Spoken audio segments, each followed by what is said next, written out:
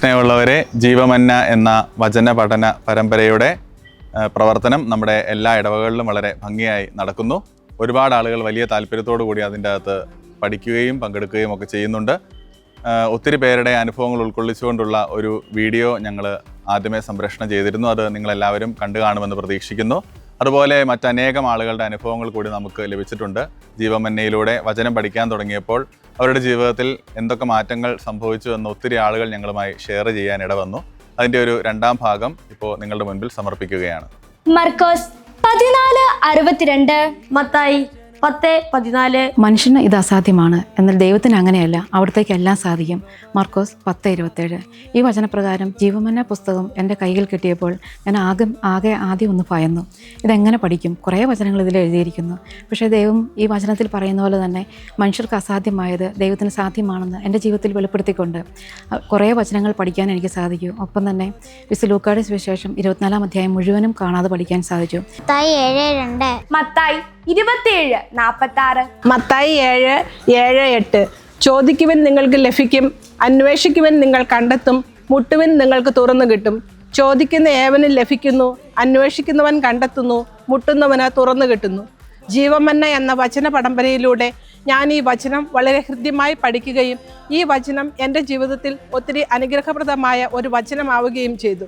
ഞാൻ എൻ്റെ മക്കൾക്ക് വിശ്വാസപൂർവ്വം ഈ വചനം പഠിക്കാൻ നിർദ്ദേശിക്കുകയും മക്കൾ അത് വചനം പഠിക്കുകയും അതിലൂടെ ഒത്തിരി പ്രാർത്ഥിക്കുകയും ചെയ്തതുവഴി അവർക്ക് നിരവധിയായ അനുഗ്രഹങ്ങൾ ലഭിച്ചു.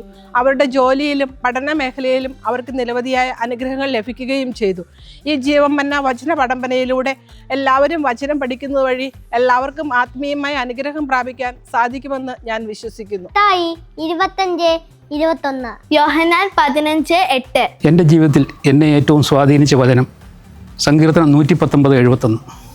വർഷങ്ങൾക്ക് മുമ്പ് സാമ്പത്തികമായി ഉണ്ടായ വലിയൊരു അപകടത്തിൽ വളരെ കഷ്ടപ്പാടുകൾ ഉണ്ടായപ്പോൾ ഞാൻ ദൈവത്തിലേക്ക് കൂടുതൽ അടുക്കുകയും ദൈവവചനത്തിൽ കൂടുതൽ വേരൂന്നി അതിൽ താല്പര്യം കൊടുക്കുകയും ചെയ്തു. ഏകദേശം 100 വചനം ജീവമന്ന എന്ന പുസ്തകം പഠിച്ചതിന് ശേഷം മനഃപ്പാഠമാക്കാൻ കഴിഞ്ഞിട്ടുണ്ട്. യോഹന്നാൻ 15:5. ലൂക്ക 6:38. വിശുദ്ധ മത്തായിയുടെ സുവിശേഷം 24-ാം അധ്യായം 35-ാം വാക്യം. ആകാശവും ഭൂമിയും കടന്നു പോകും, എന്നാൽ എൻ്റെ വചനങ്ങൾ കടന്നു പോകുകയില്ല.